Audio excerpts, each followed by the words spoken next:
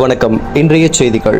ராயபுரம் பகுதி காசிமேடு ஜிஎம்பேட்டை பகுதியை சேர்ந்த திரு பிரேம்குமார் வயது 30. அவர்கள் விபத்தில் தலையில் பலத்த காயம் ஏற்பட்டு மேல் சிகிச்சைக்காக அரசு ஸ்டான்லி மருத்துவமனையில் தீவிர சிகிச்சை பிரிவில் கண்காணிப்பில் இருந்து வந்து சிகிச்சை பலனின்றி நேற்று இரவு மூளை சாவு அடைந்தார். அவரது உறவினர்களின் முழு சம்மதத்துடன் திரு பிரேம்குமார் அவர்களின் உடல் உறுப்புகள் தானம் பெறப்பட்டு அரசு விதிமுறைப்படி பதிவு செய்த நோயாளிகளுக்கு தமிழ்நாடு அரசு மாற்று அறுவை சிகிச்சை ஆணையத்தின் வழியாக பதிவு செய்து காத்திருக்கும் தேவையான நோயாளிகளுக்கு தானமாக வழங்கப்பட்டது.